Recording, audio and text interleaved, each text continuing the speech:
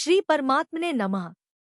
गीता का सार अध्याय 11 श्लोक 28। अर्जुन ने देखा, सब योद्धा ईश्वर के विकराल मुख में समा रहे हैं। क्या कभी आपने देखा है कि जीवन के सारे रिश्ते, काम, नाम, यश एक दिन समय की विशाल नदी में बह जाते हैं? स्वागत है आपका गीता का सार जगत का सार में। और आज का श्लोक आपकी आत्मा को झकझोर देगा। जय श्री कृष्ण। स्वागत है आपका गीता का सार जगत का सार में। भारतीय जीवन दर्शन की दृष्टि से किसी भी ग्रंथ की वास्तविक उपयोगिता इस बात पर निर्भर करती है कि वह मानव को उसके परम लक्ष्य तक पहुंचाने में कितनी सहायक सिद्ध होती है। इस कसौटी पर अगर कोई ग्रंथ सर्वाधिक खरा उतरता है तो वह है श्रीमद्भगवद गीता। यह न केवल हमें जीवन जीने की कला सिखाती है, बल्कि आत्मा की मुक्ति का मार्ग भी प्रशस्त करती है। अब रुकिए, एक सवाल है आपसे। क्या आप सच में इस दिव्य ज्ञान को अधूरा छोड़ना चाहेंगे? थोड़ा सोचिए। जब किसी को स्वयं प्रभु की वाणी सुनने का अवसर मिलता है, तो क्या वह अवसर यूं ही जाने देना चाहिए?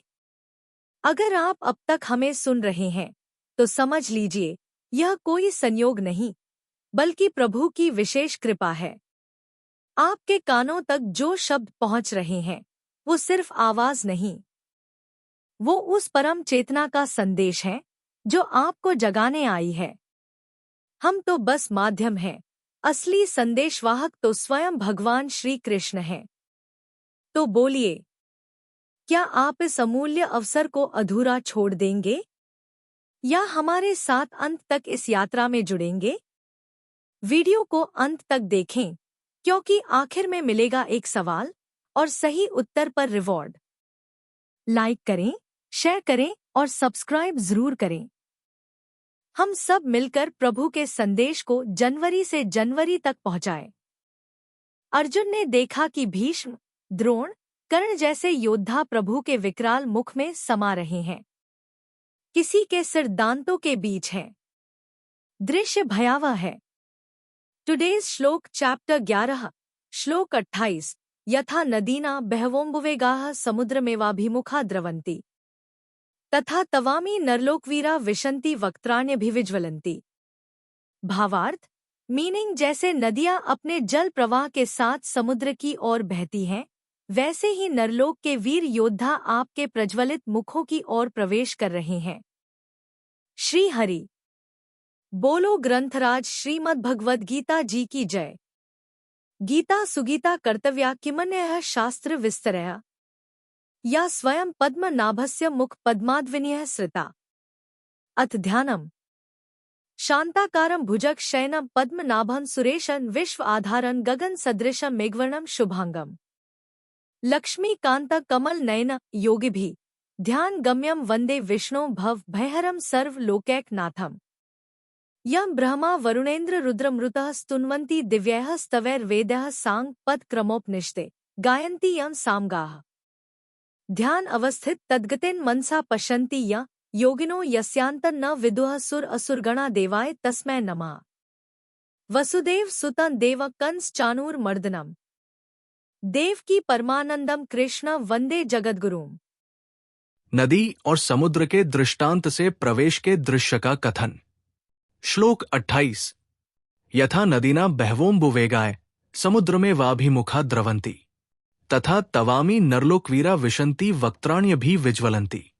उच्चारण की विधि यथा नदीनाम बहेव अम्बुवेगाय समुद्रम एव अभिमुखाय द्रवन्ति तथा तव अमी नरलोकवीराय विशन्ति वक्त्राणि अभिविज्वलन्ति। 28। शब्दार्थ यथा अर्थात जैसे, नदीनाम अर्थात नदियों के, बहेव अर्थात बहुत से, अम्बुवेगा अर्थात जल के प्रवाह, स्वाभाविक ही, समुद्रम अर्थात समुद्र के, एव अर्थात ही, अभिमुखाय अर्थात सम्मुख, द्रवंती अर्थात दौड़ते हैं अर्थात समुद्र में प्रवेश करते हैं, तथा अर्थात वैसे ही, अमी अर्थात वे, नरलोकवीरा अर्थात नरलोक के वीर भी, तव अर्थात आपके, अभिविज्वलंती अर्थात प्रज्वलित, वक्त्राणि अर्थात मुखों में, विशन्ति अर्थात प्रवेश कर रहे हैं। अर्थ जैसे नदियों के बहुत से जल के प्रवाह स्वाभाविक ही समुद्र के ही सम्मुख दौड़ते हैं, अर्थात समुद्र में प्रवेश करते हैं, वैसे ही वे नरलोक के वीर भी आपके प्रज्वलित मुखों में प्रवेश कर रहे हैं। 28 व्याख्यायथा नदीना बहवोम्बुवेगा समुद्र में वाभिमुखा द्रवंती, मूल में जल मात्र समुद्र का है। वही जल बादलों के द्वारा वर्षारूप में पृथ्वी पर बरसकर झरने, नाले आदि को लेकर नदियों का रूप धारण करता है। उन नदियों के जितने वेग है, प्रवाह है, वे सभी स्वाभाविक ही समुद्र की तरफ दौड़ते हैं, कारण कि जल का उद्गम स्थान समुद्र ही है। वे सभी जल प्रवाह समुद्र में जाकर अपने नाम और रूप को छोड़कर अर्थात गंगा, यमुना, सरस्वती आदि नामों को और प्रवाह के रूप को छोड़कर समुद्र रूप ही हो जाते हैं। फिर वे जल प्रवाह समुद्र के सिवाय अपना कोई अलग स्वतंत्र अस्तित्व नहीं रखते। वास्तव में तो उनका स्वतंत्र अस्तित्व पहले भी नहीं था, केवल नदियों के प्रवाह रूप में होने के कारण वे अलग दिखते थे।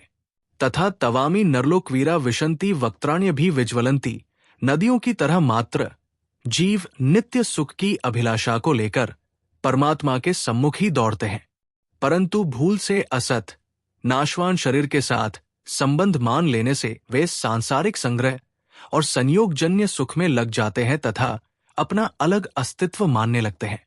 उन जीवों में वही वास्तविक शूरवीर है जो सांसारिक संग्रह और सुख भोगों में न लगकर जिसके लिए शरीर मिला है, उस परमात्म प्राप्ति के मार्ग में ही तत्परता से लगे हुए हैं। ऐसे युद्ध में आए हुए भीष्म, द्रोण आदि नरलोकवीर आपके प्रकाशमय ज्ञान स्वरूप मुखों में प्रविष्ट हो रहे हैं। सामने दिखने वाले लोगों में परमात्म प्राप्ति चाहने वाले लोग विलक्षण हैं और बहुत थोड़े हैं। अतः उनके लिए परोक्षवाचक अमी वे पद दिया गया है। संबंध जो राज्य और प्रशंसा के लोभ से युद्ध में आए हैं और जो सांसारिक संग्रह और भोगों की प्राप्ति में लगे हुए हैं, ऐसे पुरुषों का विराट रूप में पतंगों के दृष्टांत से प्रवेश करने का वर्णन अर्जुन आगे के श्लोक में करते हैं। आज की जीवन समस्या और समाधान।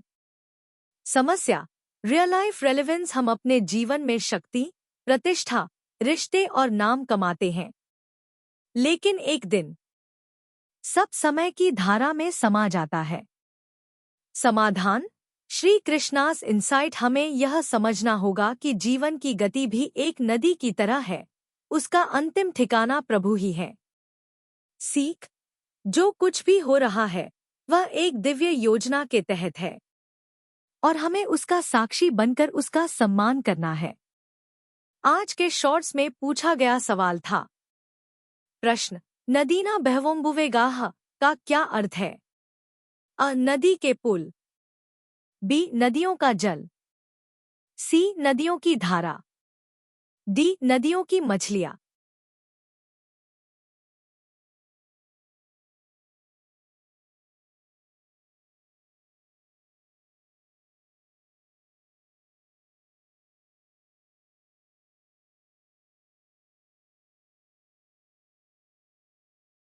आज के शॉर्ट्स में पूछे गए सवाल का सही उत्तर है, सही उत्तर है सी, नदियों की धारा।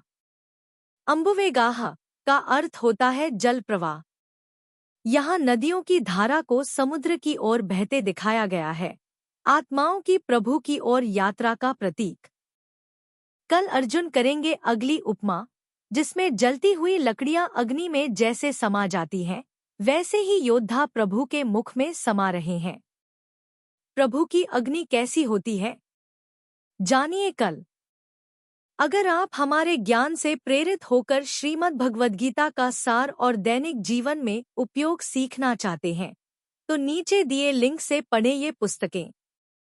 Wooden holy book stand box, Shrimad Bhagavad Gita Hindi टीका के साथ, मोटे अक्षर, speaking Bhagavad Gita in 16 languages, Shrimad Bhagavad Gita Tattvavivechani Hindi टीका पैडछेड़ अन्वाया सहित।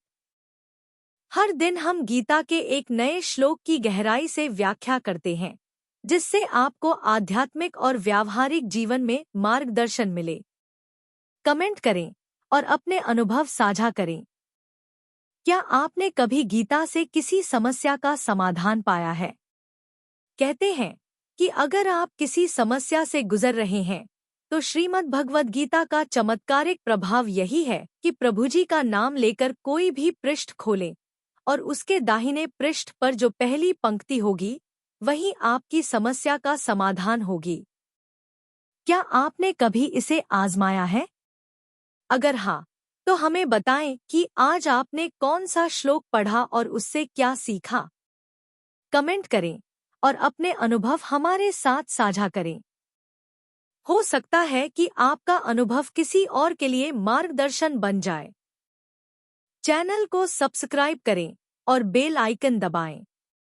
यदि आप इस दिव्य यात्रा का हिस्सा बनना चाहते हैं, तो तुरंत चैनल को सब्सक्राइब करें और नोटिफिकेशन ऑन करें।